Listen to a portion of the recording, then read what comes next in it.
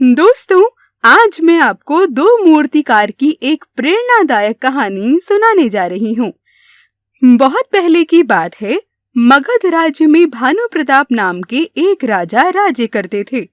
एक दिन उनके दरबार में विदेश से एक मेहमान आए और उन्होंने राजा भानु प्रताप को एक सुंदर और मूल्यवान पत्थर उपहार में दिया। राजा वो पत्थर पाकर बहुत खुश हुए और सोते समय उन्हें उस पत्थर से भगवान विष्णु की प्रतिमा का निर्माण करने का विचार आया। उन्होंने उस पत्थर से एक सुंदर मूर्ति बनाकर एक मंदिर की स्थापना करने का निर्णय ले लिया था। सुबह उन्होंने अपने मंत्री वीर सिंह को बुलाया और मूर्ति निर्माण का कार्य मंत्री को सौंप दिया। मंत्री वीर सिंह ने तभी राज्य के सर्वश्रेष्ठ मूर्तिकार हरिहर को बुलाया और उसे वो पत्थर देते हुए बोले, मेरी बात ध्यान से सुनना। महाराज दरअसल नया मंदिर बनवाकर इस बहुमूल्य पत्थर से भगवान विष्णु की प्रतिमा बना उसमें स्थापित करना चाहते हैं। इस कार्य के लिए मैं तुम्हें पूरे 10 दिन देता हूँ। इन 10 दिनों में ही तुम्हें इस पत्थर से भगवान विष्णु की प्रतिमा तैयार करनी होगी। इतना सुन हरिहर वहां से चला गया। हरिहर एक कुशल मूर्तिकार था और मूर्तिकारी में उसका बहुत नाम और यश भी था। मंत्री वीर सिंह ने उसे मूर्ति बनाने के लिए 50 स्वर्ण मुद्राएं देने का वादा भी किया था। हालांकि हरिहर को इस कार्य के लिए इतनी मुद्राएं कम तो लगी थी, लेकिन फिर भी उसने प्रतिमा का निर्माण कार्य आरंभ कर दिया था। उसने तभी औजारों में से एक हथौड़ा लिया और पत्थर तोड़ने के लिए उस पर हथौड़े से वार करने लगा, लेकिन वो पत्थर जैसा का तैसा ही रहा। हरिहर ने कई बार हथौड़े से उस पर वार किया, लेकिन वो पत्थर जैसा का तैसा ही रहा। उसमें जरा सी खरोंच तक नहीं आई।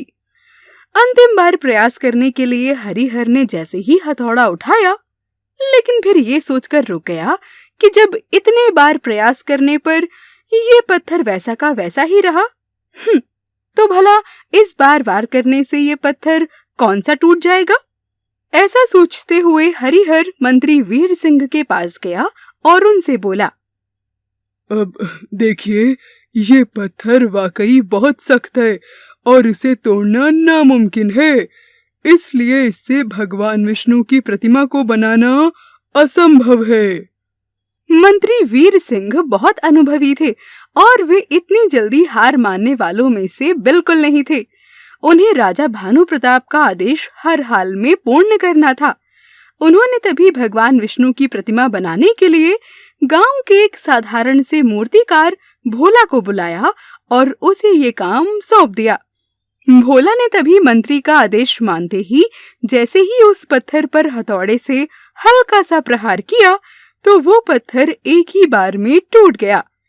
पत्थर टूटने के बाद भोला विष्णु भगवान की मूर्ति बनाने में जुट गया और समय भीतर ही उसने भगवान की एक बहुत ही सुंदर प्रतिमा बना राजा को भेंट कर दी। राजा भानु प्रताप ने मूर्ति देख प्रसन्न होकर भोला को कई अशरफियां सोने हीरे के जवाहरात इनाम में दिए।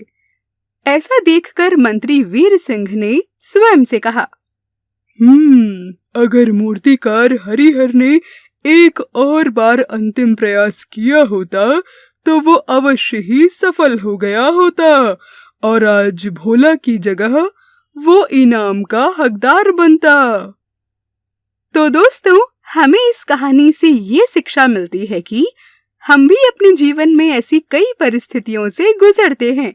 कई बार किसी कार्य में असफल होने पर हमारा आत्मविश्वास डगमगा जाता है और हम प्रयास किए बिना ही हार मान लेते हैं, जबकि हो सकता है कि कुछ प्रयास करने पर हम उस कार्य में सफल हो जाएं।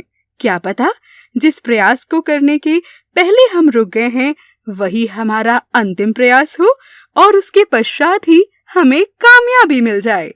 इसीलिए हमें सफल होने से पहले निरंतर प्रयास करते रहना चाहिए।